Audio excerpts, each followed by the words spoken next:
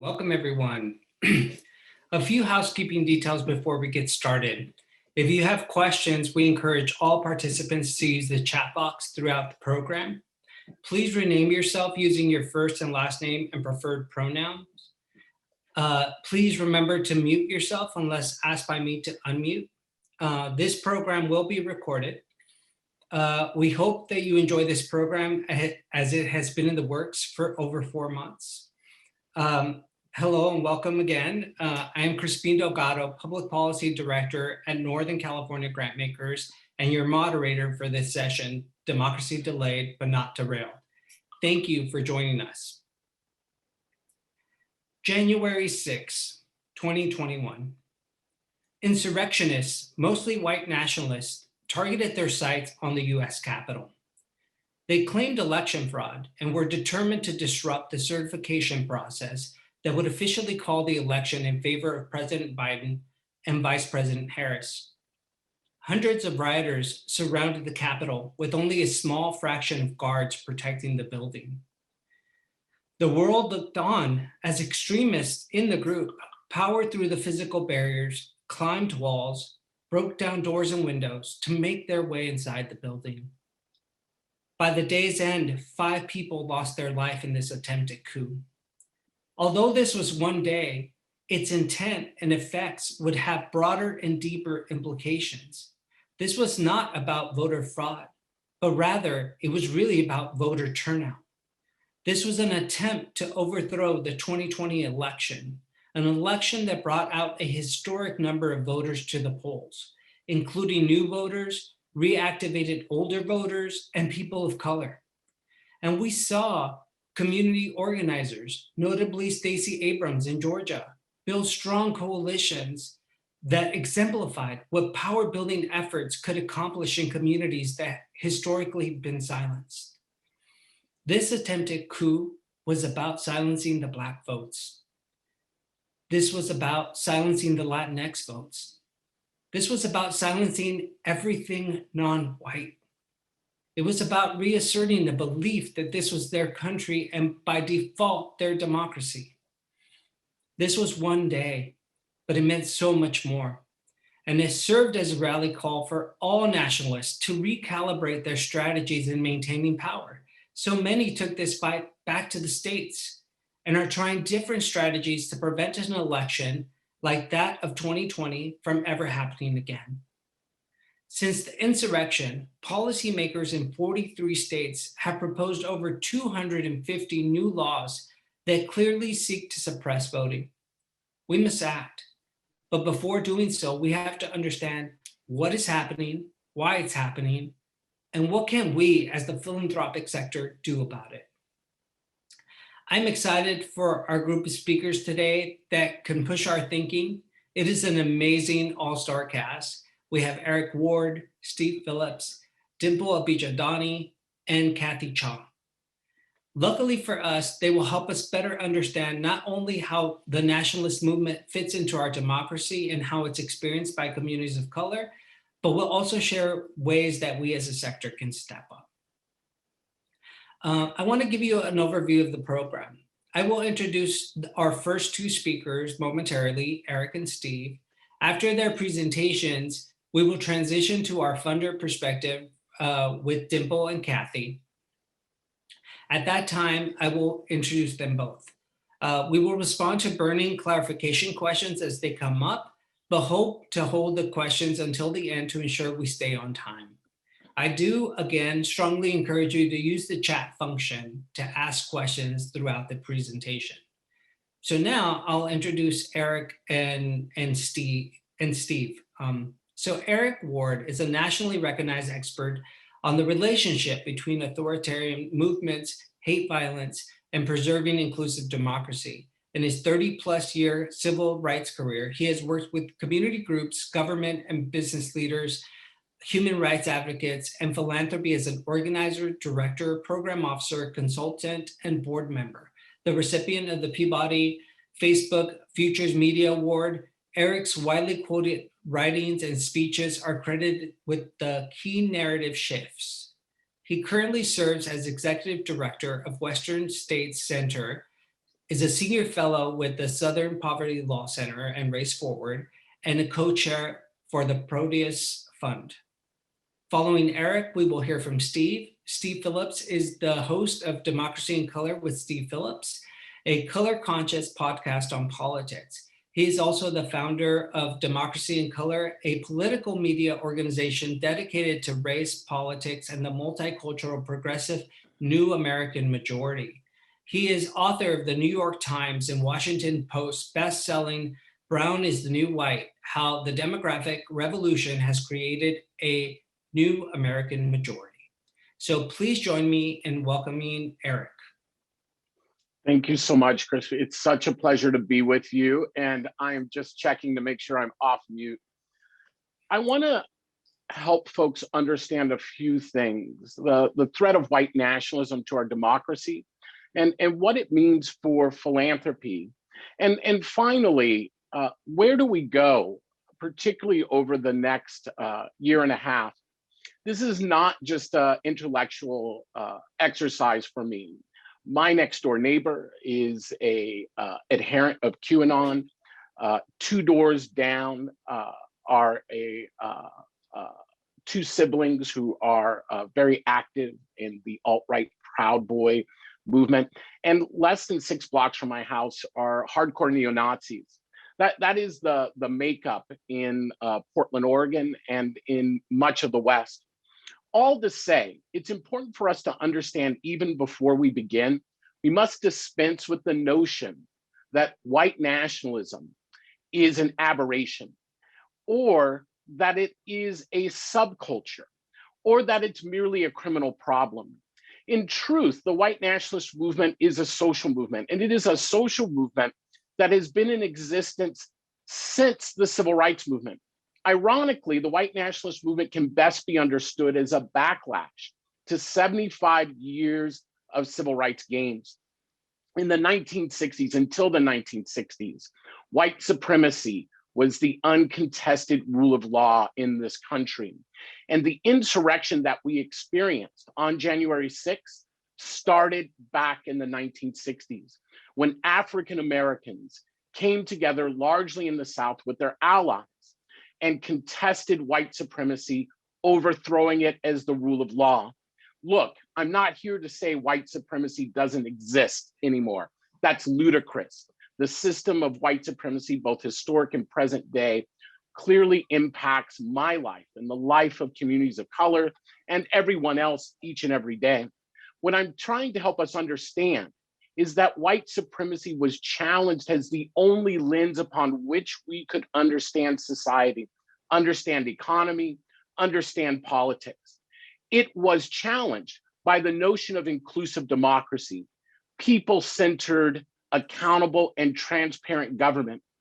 As John Lewis, former senator, civil rights activist who recently passed, once said succinctly, until the civil rights movement, democracy in the United States was merely an aspiration. It is the civil rights movement that made it real.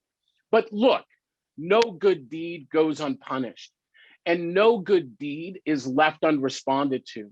And neither was the victories of the civil rights movement. For those who believed in segregation, who had been socialized to believe that people were inferior or inherently inferior based off the color of their skin, there was no way that they were going to acknowledge that they lost to Black people. So they created another answer to speak to the lost. They created a conspiracy, borrowing out of anti-Semitic notions that were popular in Europe through the publication of a fake narrative called the Protocols of the Learned Elders of Zion. It taught that there was a Jewish elite, a conspiracy that sought to control and destroy white European Christendom through the control of politics, culture, arts, and the economy. It is this anti-Semitic narrative that became the driving force for the response to the civil rights movement. In short, if white supremacy was grounded upon the idea of the exploitation of people of color, the theft and genocide of Native people in their lands, and the control of women and sexuality, white nationalism became about an existential war against this so-called Jewish conspiracy. White supremacy was about exploitation, but the white nationalist movement was building a new worldview, an idea that it did not seek to go back to the days of Gone with the Wind, right? Despite the MAGA proclamations, that it sought to remove people of color and Jews from the United States altogether. In short, white supremacy is about exploitation. White nationalism is about ethnic cleansing. It is a movement that grew over decades, and we don't have time to go into details, but I attended my first white nationalist meeting in the early 1990s here in Oregon at the Salem Fairgrounds. And the nature of that movement has not changed significantly since then. It seeks to build a revolutionary movement to overthrow the United States. Two, it believes the United States has been taken over, right, by a multicultural, as they would call it, conspiracy run by Jews, and that people of color, immigrants, their allies, and Jews are legitimate targets of violence. The third is this. As Louis Beam said in a meeting in Estes Parks, Colorado at the launch of the militia movement in the late 90s, first we deal with the federal government, then we deal with the question of the Jews. What did he mean by this? What he meant was simply this, that he understood that the federal government and government in general was their biggest challenge to creating their all-white Aryan homeland. Now, look, I want to be clear. I'm not saying that that achievement is possible in the United States for a number of reasons. But as we experienced in the Pacific Northwest from the 80s through the early 2000s, the drive to try to achieve that all-white homeland leaves in its wake shattered democracy and shattered lives. Over the last 2 years in the United States, right, 57 Americans have been killed by the far right in this country, 47 of them, right, by white nationalists specifically. We should understand that that does not take into account individuals who have been protesting, right, or registering voters on the streets who have been assaulted or run over by cars. It does not take into account the 140 law enforcement officers who were physically injured on January 6th in Washington, D.C. It does not take into account the 2 white men in Portland, Oregon, who put their very lives on the line to defend 2 Black women, one who was Muslim, as they were being assaulted by a white nationalist on a light rail system. Those 2 individuals were attacked by that white nationalist and killed and murdered that evening. The violence of the white nationalist movement is quite significant, but we face a challenge in this moment. And the challenge is twofold as we begin to bring this to a close, and I turn it over to Steve. It is understanding that we live in a country that, because of the legacy of white supremacy, is unable to accept the reality that white nationalism is a threat. Merely months after the January 6th insurrection, we have seen across the political spectrum individuals who are beginning to deny what they witnessed from their own eyes. Yes, elements in the Republican Party who are attempting to push back on the January 6th commission that needs to happen in this country, but also progressives and racial justice activists and those in philanthropy who believe that what they saw was merely a moment in time. We have forgotten that hate crimes are still occurring, that rights activists in this country are still being beaten on the streets by far-right paramilitaries, that local governments are being threatened through armed force, through groups like Oath Keepers and others. We are on a sugar high. Much has changed since January 6th in this country, and we have much to be hopeful for. But that sugar high can also deceive us to the moment we are really in. We are not out of the incidences that have happened on January 6th. The conditions have not changed. So how do we move forward? I want to say this, that within philanthropy, we have to shake ourselves out of this paralysis. And we have to understand that what we do in this moment, this very moment, matters. We are at a time where our movements and the organizations and the leaders and the communities we have invested in are exhausted. They have been running for 5 years, defending their communities, defending policy, and trying to manage nonprofit infrastructure. I am already witnessing a huge shift in leadership as people are leaving senior leadership positions in nonprofits in mass. We have to begin to ebb this flow. That is our most significant resources, and we are beginning to lose them. Why? Because people are exhausted. Not exhausted for the fight, but exhausted for the infrastructure, right? And trying to keep the infrastructure in place that is needed.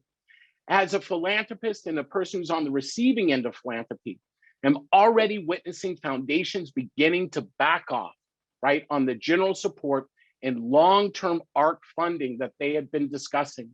We are already watching individuals beginning to back off of the urgent need that exists. We have to secure democracy. The white nationalist movement will seek to undercut it. In short, I want to leave you with this. One, understand that we are facing this moment because we are actually winning and advancing democracy in this country. I'm not here to paint a rainbow and unicorn story. What I'm saying is that the sludging march towards justice continues, and we have much to point to, but it will continue to bring backlash, and we must manage that backlash at the national and local level. That means letting loose of our resources. Two, we have to protect the infrastructure of democracy itself. That means the right to vote. That means the right to have one's vote counted, the protection of those who are marching and organizing for civil rights must be front on our agenda. Three, we have to understand that prioritizing, right, the sustainability of our leaders and organizations is paramount. We cannot afford burnout. We cannot afford to lose people who have built experience, right, over the last few years. We are about to go back into this period again. Philanthropy's moment is now. I often tell people, back when I was young, I used to play a game called If I Were. And we'd sit in a circle and we'd say, if I were driving down the freeway and the brakes went out, here's what I would do. Or if I was in a lion's cage and a lion got in, here's what I would do. The other question that would always come up every summer was, if I were in the midst of the 1960s civil rights movement, here is what I would do. Now, we would argue a lot about what we would or wouldn't do. We didn't understand the white supremacy, the segregation, the legal Jim Crow that our parents and grandparents experienced. We didn't understand the choiceless choices that they were left with. So we were full of bravado. But that question has always haunted me. What would I have done in the midst of the 1960s civil rights movement? And that question should haunt you as well. What would you have done? Well, here's the truth. You don't have to wonder anymore.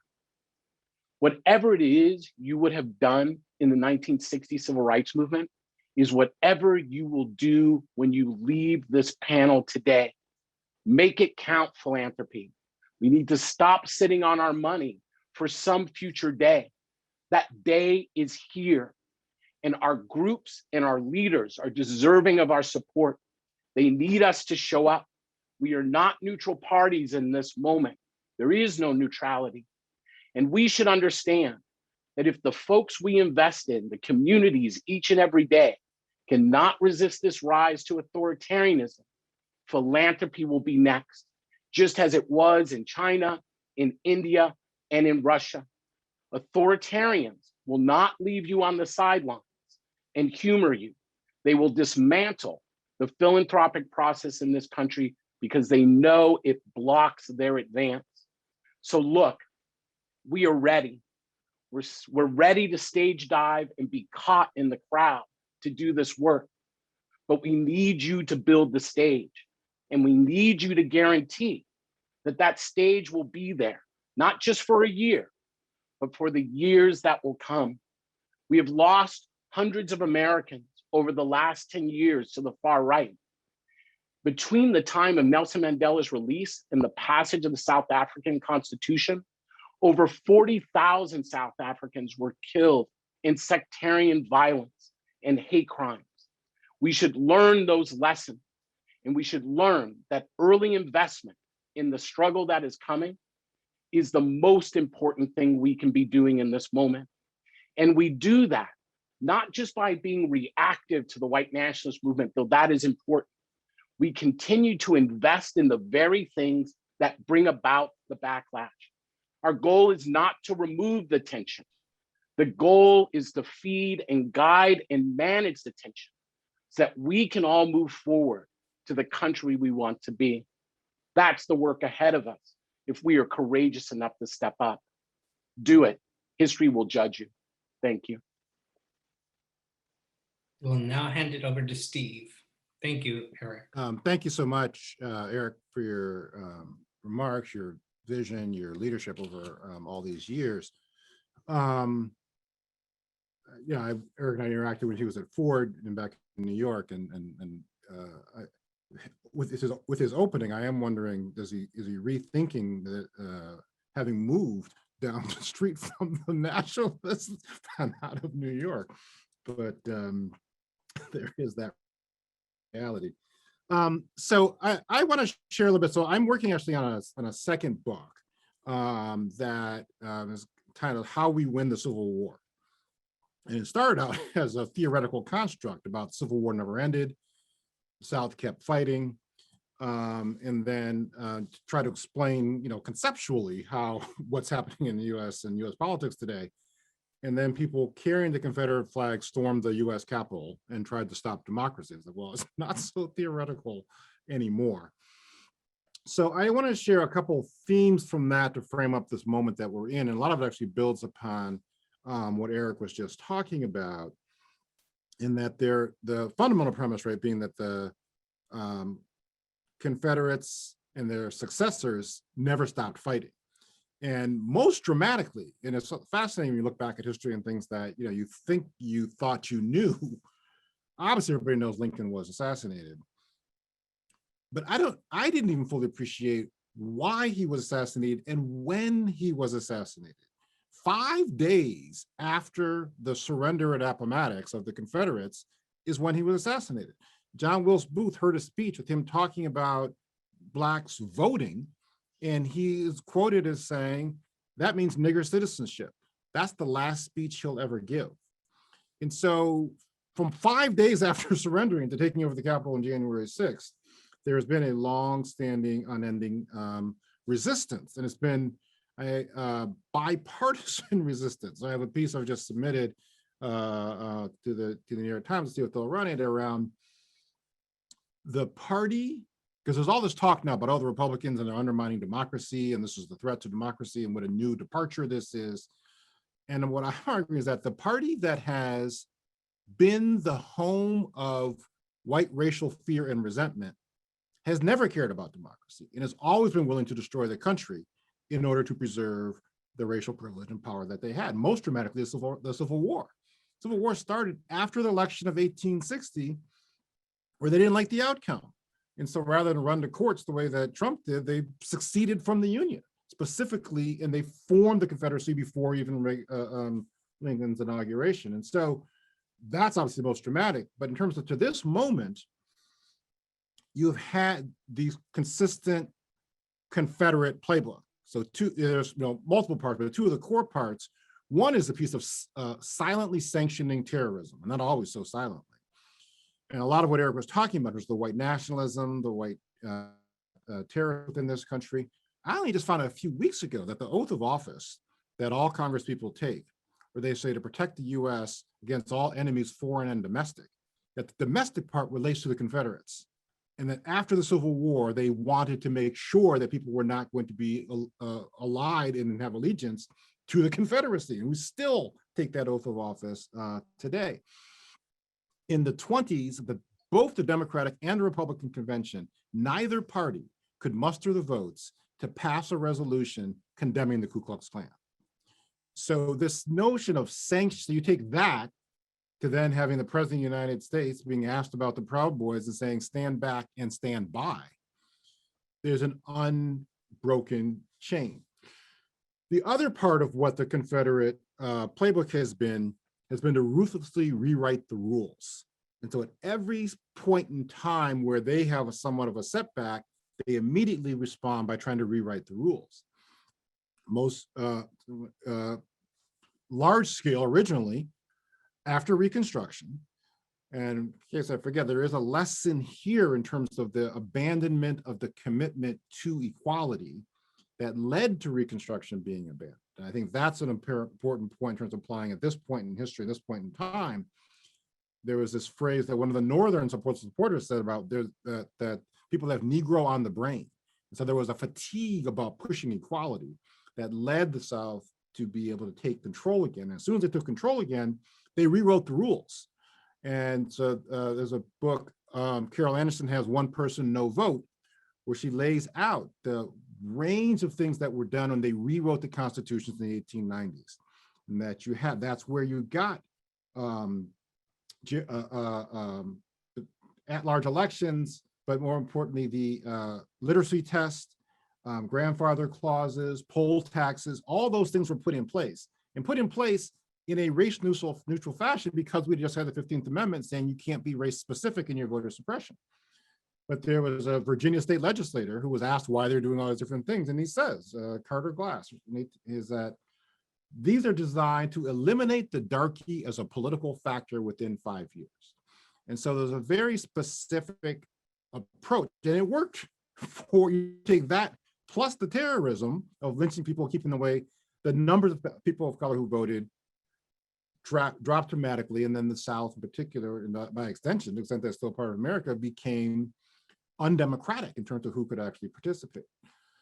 And so you had that whole piece. And then you had in the civil rights movement surging, people of color starting to vote again, and then they rewrote the rules again. And that's where runoff elections came from and began to proliferate.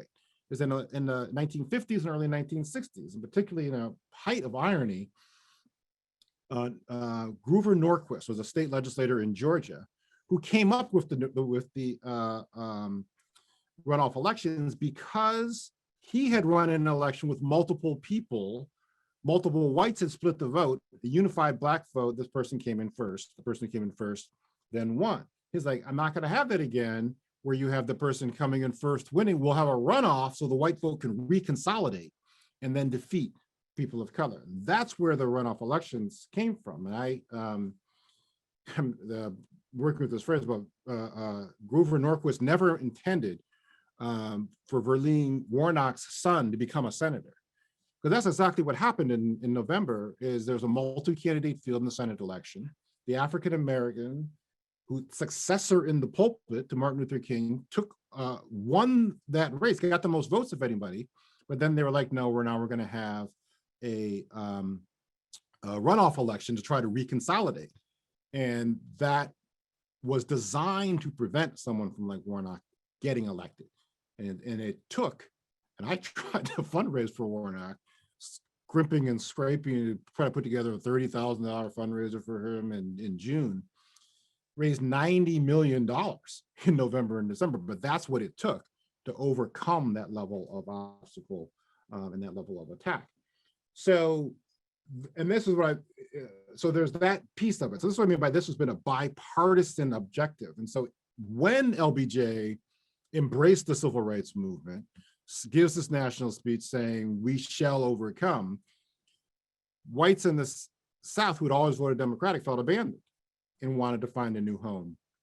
Republicans swooped in with their Southern strategy, and that's when they switched their home. And so the title of the political party within which the white racial resentment has resided has changed, but the unbroken course of conduct of undermining democracy to the detriment, not the detriment of the country. I mean, actually, they tried to destroy the country in the Civil War, but there's been no regard for we're all part of the same constitution, same social contract, et cetera. And that's what we're seeing now. People are like, oh my goodness, these things are so undemocratic. What does it mean, et cetera? None of this is new. And so we then have this whole array of all these hundreds of bills, which is the whole question is itself, is like, how do you even know what hundreds of bills to introduce in all these different places simultaneously? And so that's a whole piece. And then some pieces will come out. There's recently a piece about the American Legislative Exchange Council, ALEC, and how they had, behind the scenes of putting all this piece forward, which is something I think for progressive philanthropists to think about is, what's the pro-democracy agenda and how is that being disseminated? So we don't have time to go into all the different things that are being put forward. Brennan Center website has a good encapsulation of it. But bottom line, everything that was done to expand democracy in 2020, they're trying to make harder or illegal now.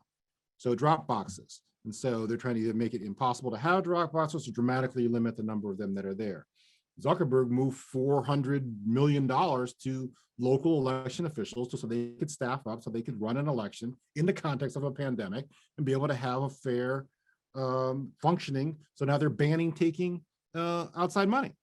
And so you have that piece.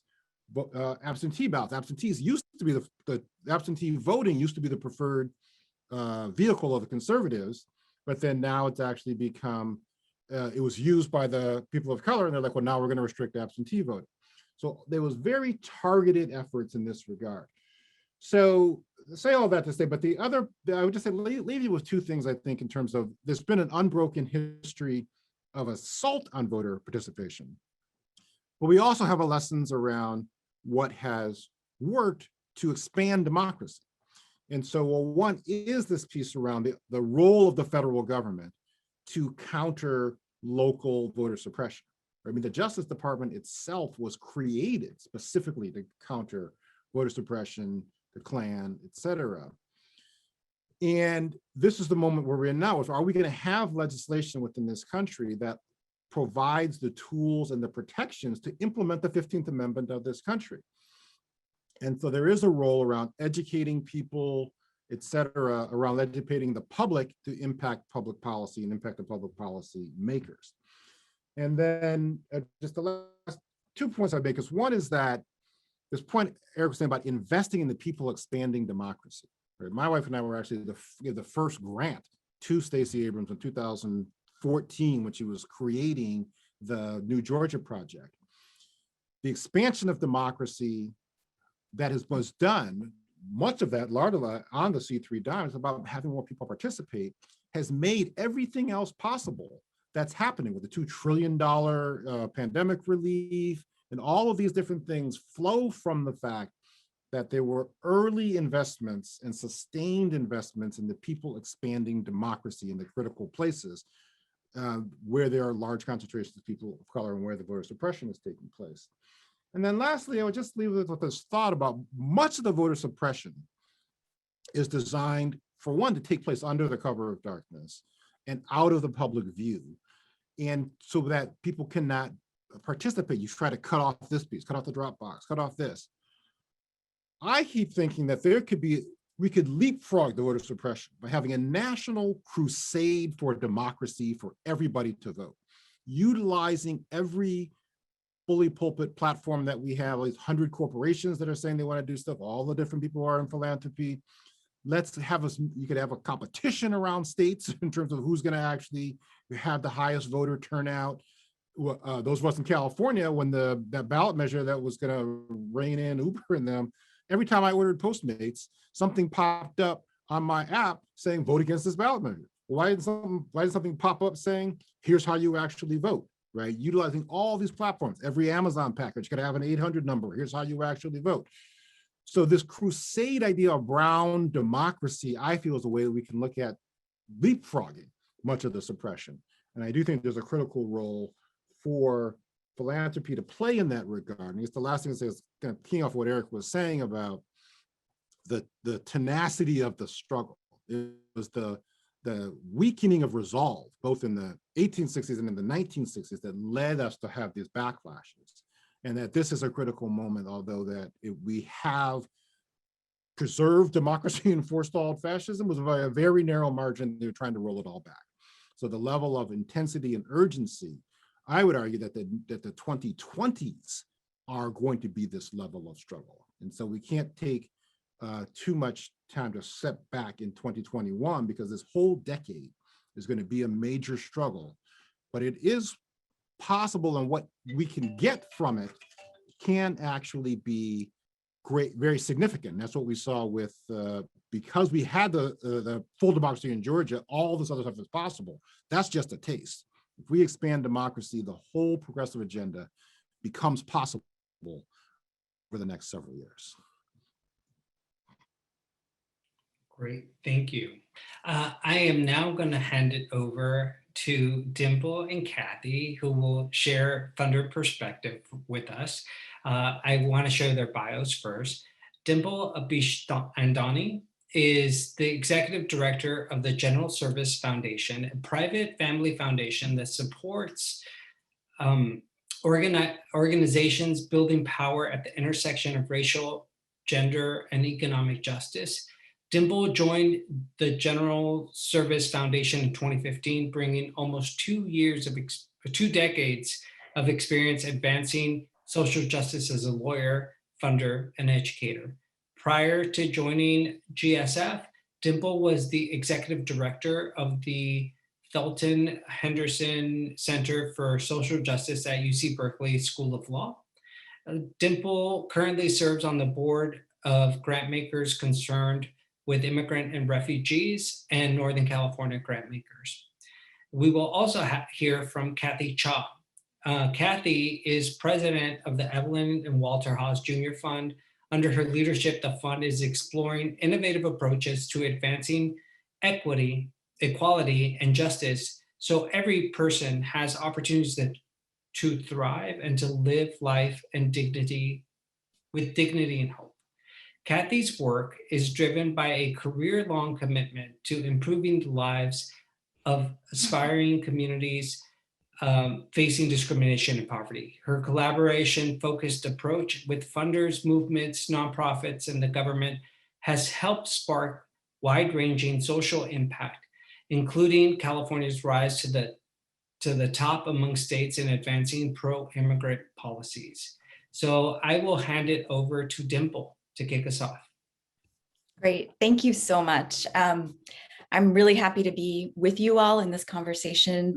Just wanted to share my appreciation for Eric and Steve for really grounding us in the context and this moment that we're in, and the urgency around what we as funders need to step up to. I want to use my time to just share a set of reflections on a question that really haunted me last year.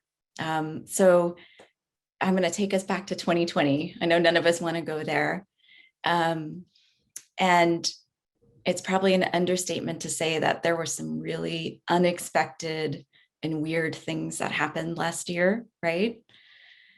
For me, one of the stranger things was actually what our sector's response was to what was a year of sustained and escalating attacks on our democracy.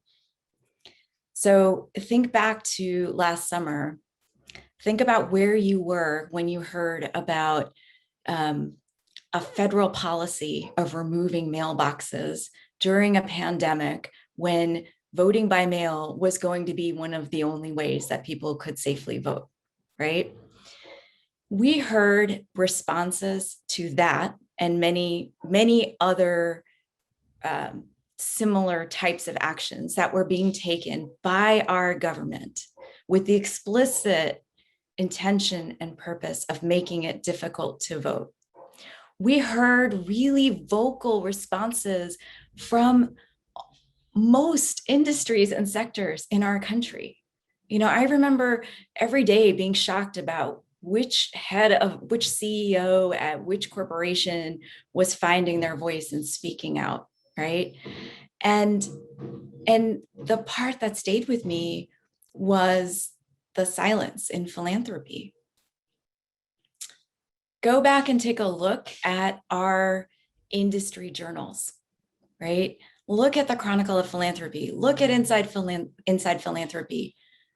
this wasn't the cover article, right? And I'll drop this in the chat, but my friend Carmen Rojas and I finally in September drafted a piece. It was like the end of September, and we looked around and there was not a really loud, really big conversation happening in our sector about what we needed to be doing to protect our democracy. And so we wrote this piece. But that phenomena really had me sort of reflecting on and thinking about this question of who is a democracy funder and why are we not all democracy funders, right? So I'm going to share with you sort of 3 thoughts on what are the things that either the habits or the structures of how we organize ourselves in philanthropy that are sort of holding us back from meeting this moment. And before I kind of go into those, I'll just state what I think is obvious, but I think it's important to state, which is that it is unlikely that any of our foundations can accomplish our goals, whatever those goals might be, in the absence of a functioning democracy, right? A functioning democracy is the prerequisite. It's the prerequisite for any type of change that you might be funding.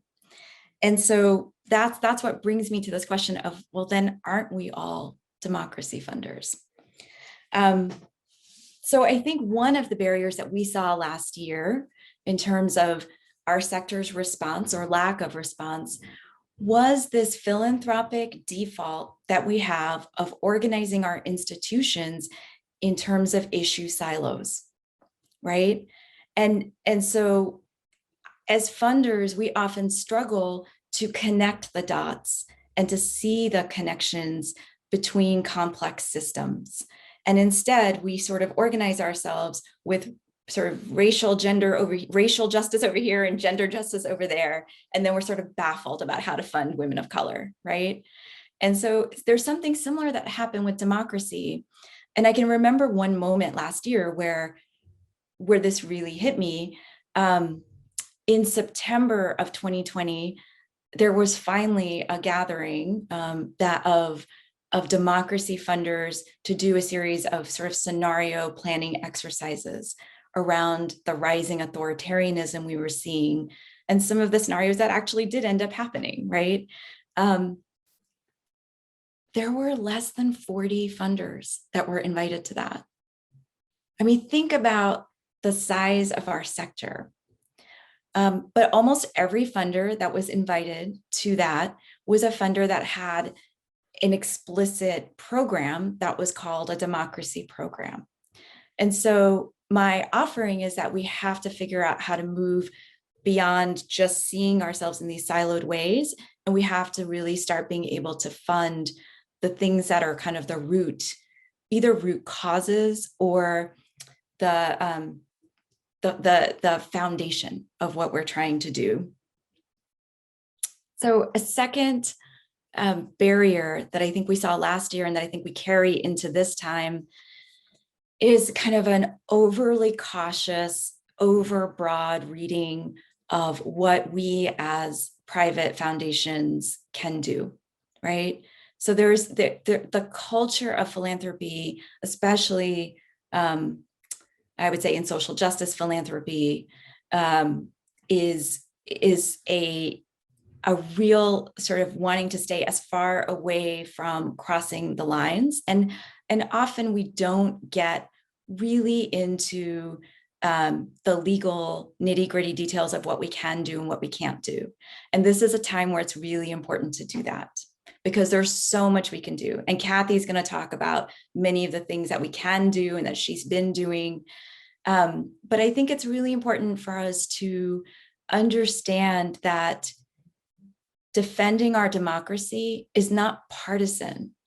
The idea of a democracy where people have voice, where people can vote, that's not partisan, right? Being ideological is not partisan. So I think that we have to kind of get really clear on the lines so that we can do all that we can do in this moment. And then the last kind of barrier that I'll talk about is one that I think is really evolving, but just to name it, that for some time, I think our perception of what it is that democracy funders do has been pretty narrow. Like, I think when I used to think about what is the expertise of a democracy funder, I used to think about somebody who knew the ins and outs of ranked choice voting, or who was an expert on campaign finance reform. Someone who had a lot of connection to policy tanks. Those things are important, right? It's important to be an election law expert, but that is not the kind, that's not the sole set of interventions that are required right now. And so the opportunity and the invitation, I think, for us as a community of funders is for us to really start leaning into a whole set of broader interventions that our democracy is really calling for, right? So if you are a funder who invests in year-round community organizing, especially in communities of color, especially in years when there's not an election, congratulations, you are a democracy funder. If you are a funder that is working to tackle the challenges around disinformation, you are a democracy funder. If you are a funder that is supporting narrative change, if you're investing in ideas and stories about pluralism, you're a democracy funder. And if you are a funder that is tackling anti-immigrant sentiment, if you are tackling hate, if you are tackling xenophobia, anti-Blackness, patriarchy, and misogyny, you are a democracy funder because you understand that these systems are inherently anti-democratic and that they pose a grave threat to our country and to our security. So I just invite you all to sort of think together about how we really bust open this idea of what it is to be a democracy funder so that we can all really lean into what's called for in this moment. Thank you. I'm going to pass it to Kathy. All right. Thanks, Dimple. Thanks to Crispine and NCG for inviting me. And it's really great to be here with friends, Steve, Eric, Dimple, that I haven't seen in a long time. So thank you all for your leadership. And yeah, let's get into it. Look, Dimple's question, why aren't we all democracy funders, is so important. And the mindset shift that Dimple's talking about, how democracy, civic engagement work is a boost to whatever community or issue you care about, is so key. And honestly, I wish somebody had shared that valuable advice with me 10 or more years ago in my earlier days in philanthropy. And so for us at Haas Jr., civic engagement investments really boosted our immigration policy goals. That was in our immigrant rights program before we had a democracy program. So, you know, I could get Dimple's t-shirt. We are a democracy funder. What's important was we were doing year-round organizing, trying to change the narrative, but then we explicitly tried to have the electorate shift to reflect the new immigrant California. And that very specific power building boosted our advocacy, our year-round organizing work, adding the sophistication of election day electoral organizing was a game changer. And increasing that immigrant electorate laid the groundwork for policy changes at the local level and in Sacramento. And that's a super important part of movement building.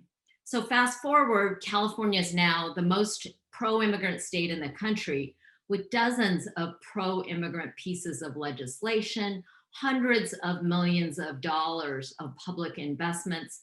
And we're showing the country what it's like to be an inclusive state that integrates immigrant residents. Civic engagement, democracy work is a complement, it's a boost, it's a necessary ingredient to any of your other goals and to the communities you care about.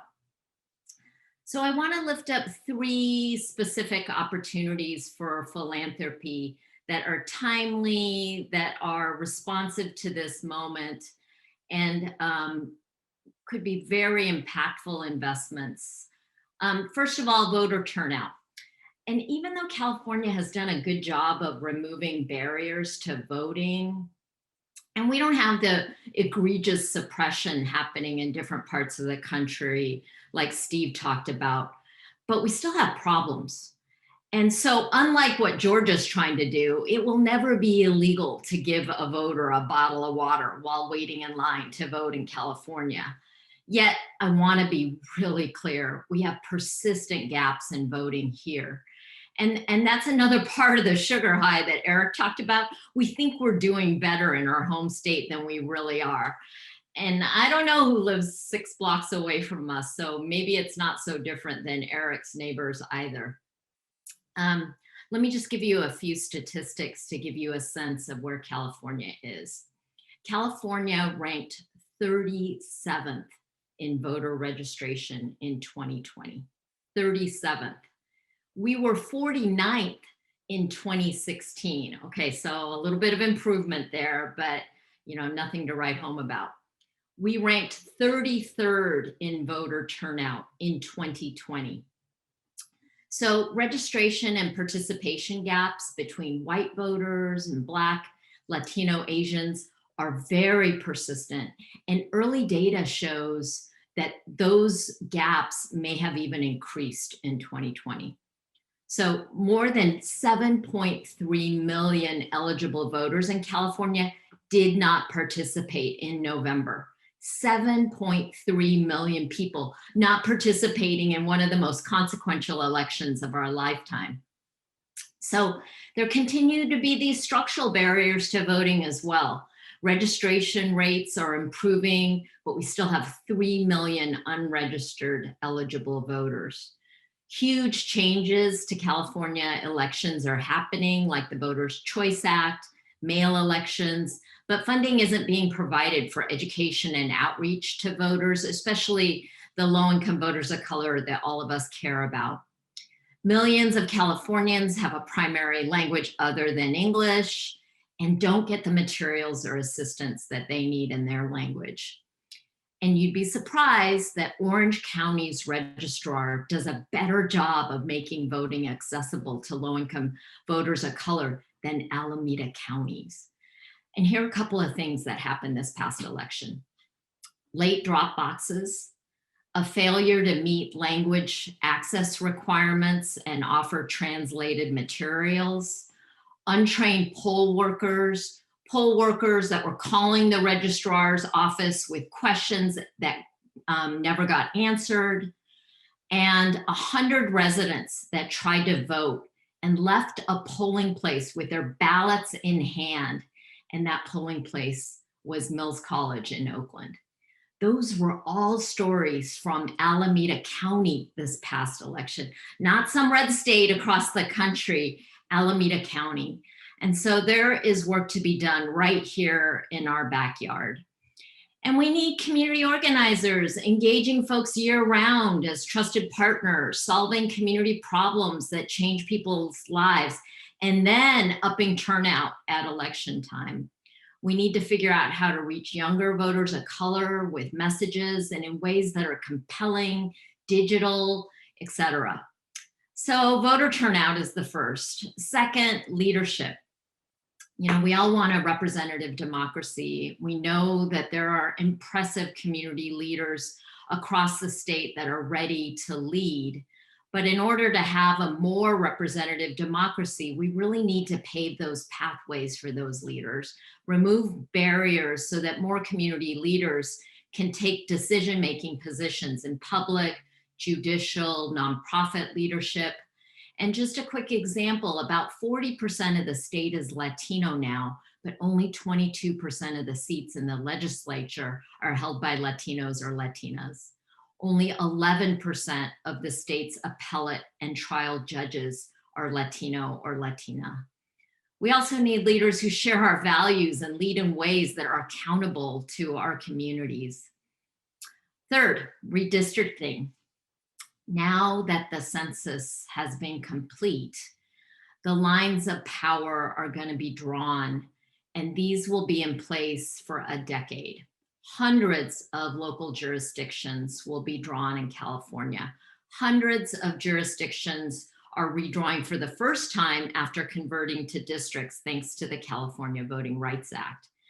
And so there are big questions ahead. Are these lines going to be beneficial to communities of color? Will there be tension between Black, Latino, Latina, and AAPI communities? Or will there be unity maps at the state and local levels? The stakes are really high. I want to take this opportunity to introduce our new democracy program director, Raul Macias. He heads up our program, and he's a wealth of knowledge as a voting rights attorney, formerly with the ACLU of North Cal, most recently with the Brennan Center. Raul's been on board with us for 2 months now and really started with the bank. So I'd encourage you to reach out to Raul or me if you want to learn more about voting, leadership pathways, redistricting, and opportunities for democratic impact. So to close, voter turnout, leadership pathways, redistricting, all super important on the horizon.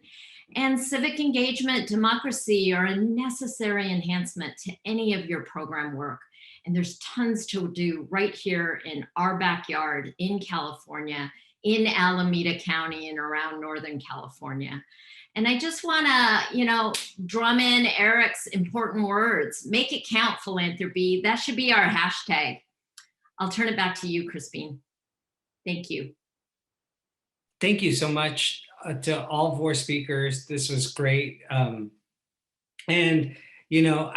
first want to just open it up with like any general reflections that you've had as you heard other speakers present. If there are any reflections you want to do before I kick off, and I encourage our audience to submit questions so that we can track them.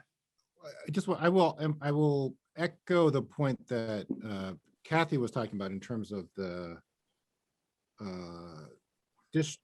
differences between the counties and what you may think is progressive or further than what actually is not, right? And so that, I think that Kathy raised that point. If you look at the there's a larger point around education and knowledge and commitment to issues of justice and equality and racial justice, right? And so we think, California is so progressive, et cetera. So why then did a ballot measure trying to reinstate affirmative action lose so badly, right? And then it's interesting to look at the county differentials, right? And then and it's somewhat similar. I think that actually the drop off in a place like Alameda County was greater than a place in like San Diego, right? So there's elements there that I think that are important to appreciate, that our stereotypical impressions of these different counties is not actually always borne out by the data, particularly as they go through their own demographic changes. The composition of Inland Empire, Orange County, San Diego continues to change, as well as then its attitudes and priorities.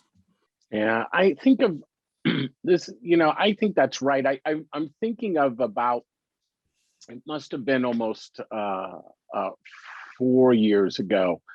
There was a huge alt-right demonstration here in Portland. And there was this moment that I caught where there was this alt-right activist. He was sitting outside the protest, right? Of course, there was physical confrontation. There was lots of police, and all kinds of things. And he was sitting on the side, kind of just checking his email, and I think kind of like catching his breath. And this guy ran up with a camera and shoved it in his face, and he was like, why are you here in Portland, Oregon? No one wants you in Portland, Oregon. The mayor doesn't want you in Portland, Oregon. These protesters don't want you. And he was just demanding of this activist to explain himself why he was there. And this alt-right activist said something that we should all hold, because he said, yeah, I've heard we're not wanted here, but Portland is a city with a shrinking Black population by percentage and whole numbers, he said to the guy holding the camera. And then he said, you can say you don't want us here, but you're doing something we could actually never get away with. You're actually disappearing the Black population of Portland, Oregon. That was his response. In short, we have to understand the threat of white nationalism, right? And trust me, I'm a person who has spent hundreds, if not thousands, of hours with the white nationalist movement. I've researched, I've spoken with folks, I've helped folks leave, right? I have spent time in their own meetings, on their own shooting ranges. So I say this with all honesty. I'm not saying the white nationalist movement isn't a threat. I wouldn't run an organization whose sole mission is to manage that threat. What I'm saying is the bigger threat is the unwillingness of our own institutions and social movements to make real an alternative to white nationalism. That's the problem. There is no alternative to point to. And that's why I think Kathy, Dimple, and Steve are exactly right, right?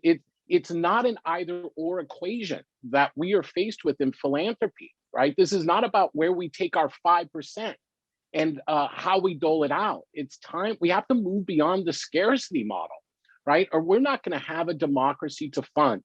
And I say that as a person who predicted the rise of the white nationalist movement, who predicted the rise of Donald Trump. And I wanna tell you this, if we don't take this thing seriously, if we don't stop treating it as an aberration, right? We are going to witness things in our lifetime, right? That will disrupt 75 years of sacrifice. We need to expand our funding. I'm sorry to say it. I know we don't like to spend more money in philanthropy, right? But this is a moment where we have to really stretch into abundance, right? That is our duty. There is, if you are saving your dollars, right, for that rainy day, for that emergency day, this is that moment. And I don't know how to make that any more clearer. And if January 6th didn't bring that home, I don't think there's anything that'll bring it home for philanthropy. Steve, I know that there was a question specifically for you. And it says, given everything you laid out, how do we overcome it? And are we capable of doing so? Yeah, I think that's what I try to touch on a little bit, is that like I mentioned in my book, I talked about how in 2010, there was all of this, the proliferation of voter ID laws. And this was a direct response to America electing a Black president.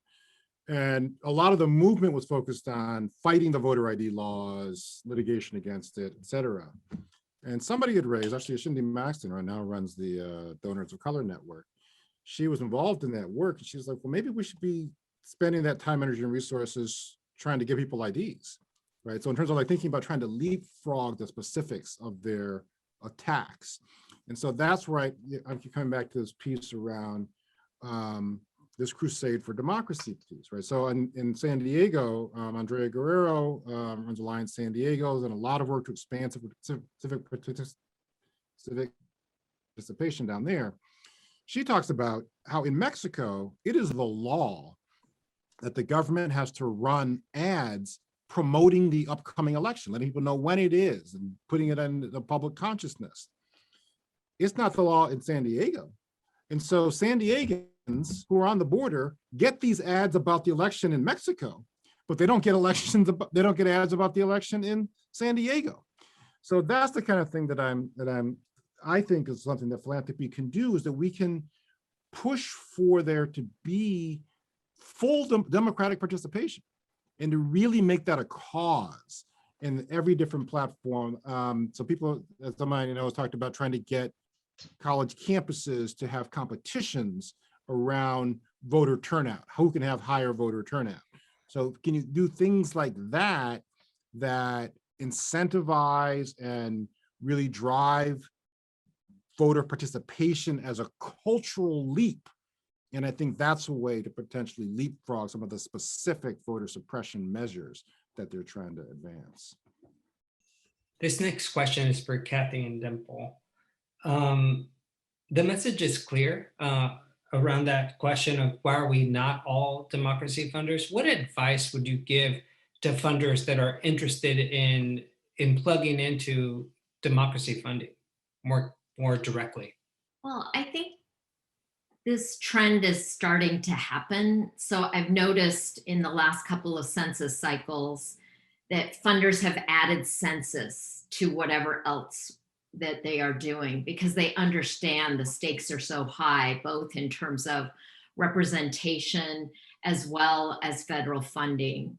And I think we need a similar mindset around civic engagement and the democracy reforms that we're talking about.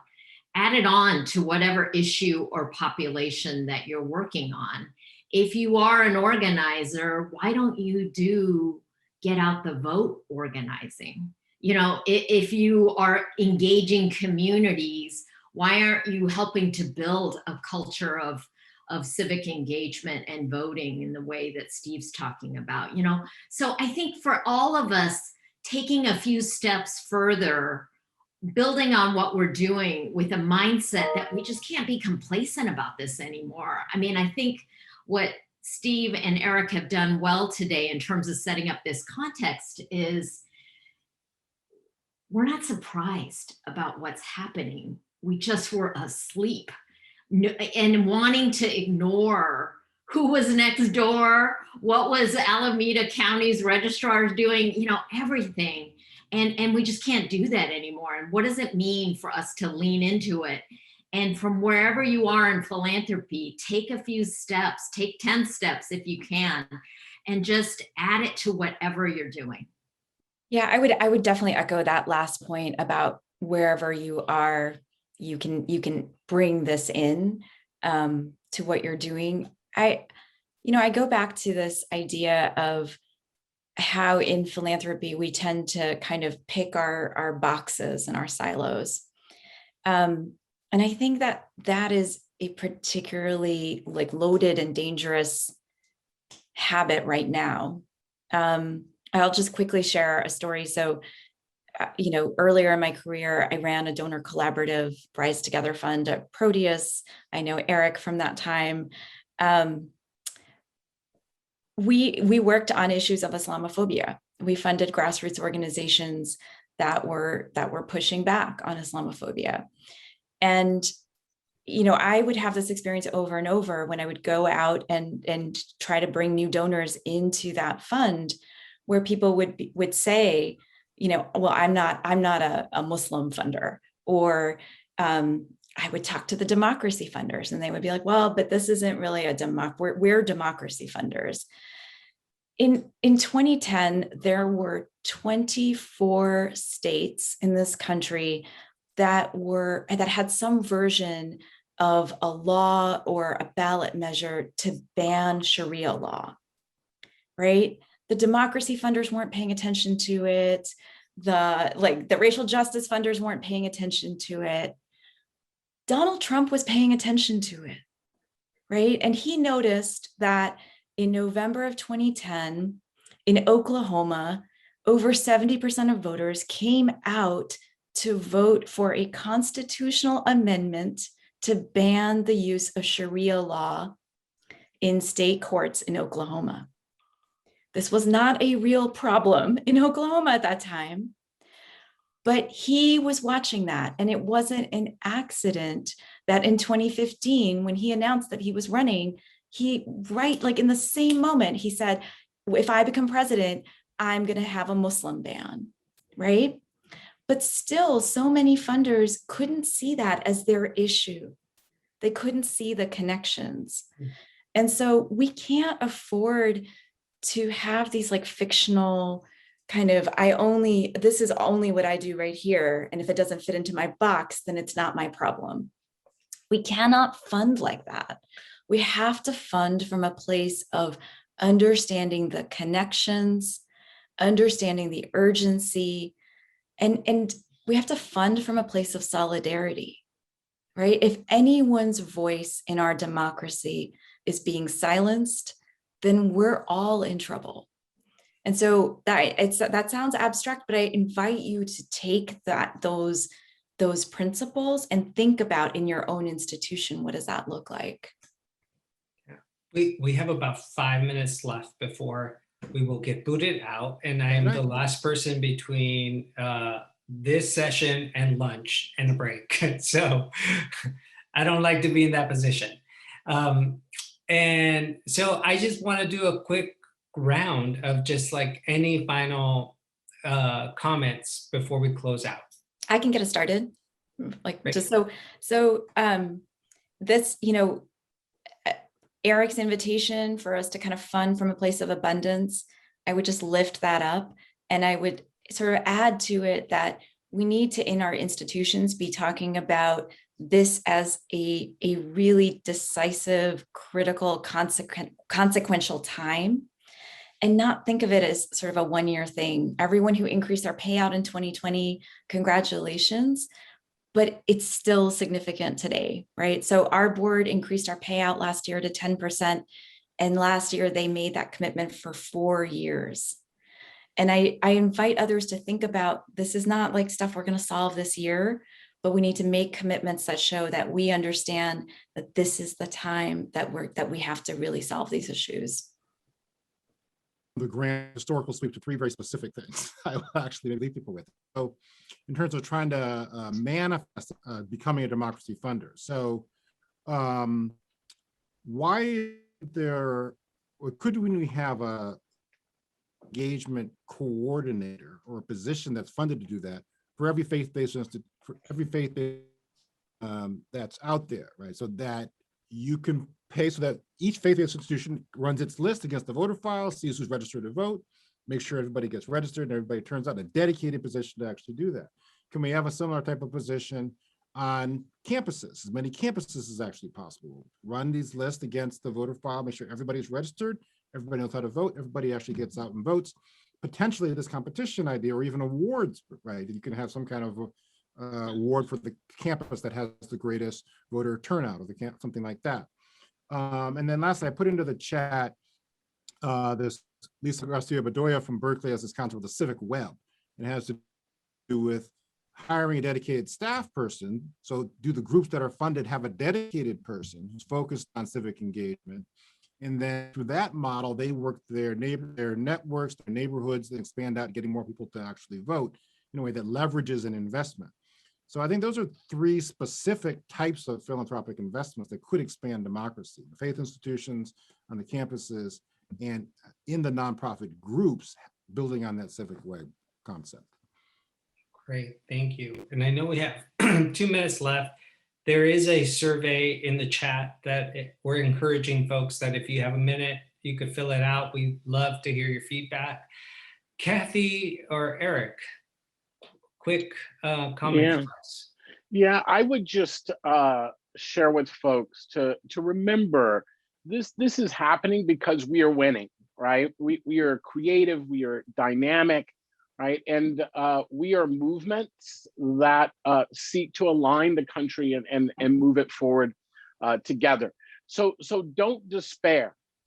But it is a chance to show up for democracy. And if democracy is complicated, but there's something that's not complicated about democracy, which is this, right? That Black folks in this country, right, and increasingly others, have made that democracy happen in really profound ways. So trust where your dollars are going. Trust that we live in a country that really does want to ground itself in abundance and opportunity. It just needs the chance. And that's what we can do as philanthropists. Let me just quickly add on to Eric's optimistic view of the future and say, look, we're coming through such a dark period in this country. Survived the Trump administration, a global pandemic, incredible racism that we're just seeing raw in front of us. And in that, we have an incredible opportunity to reimagine how policies, systems, and tomorrow can look differently. This is the disruption moment that we have wanted. it cannot be status quo right now. We can't just go back. I mean, I'm sitting in the corner of my guest room right now and we are on Zoom, okay? So what does tomorrow look like? This is the time to lean in and be creative, try new things, and imagine a different tomorrow. And I'm hopeful about that because Eric's right, we are winning. And so, yeah, make it count, philanthropy. Thank you so much. And Sure. what a great way to end with that energy. And I just want to thank all of our speakers today for really living up to my expectation of my all-star cast. And you guys were the first people we thought of, and this couldn't have gone any better. We have a 10-minute break, and we encourage people to rejoin us on the main conference platform for the final session of the day, the annual membership meeting at 12. Once again, thank you so much. I'm so humbled that you accepted this opportunity, and thank you for sharing your knowledge. Have a great day, everyone.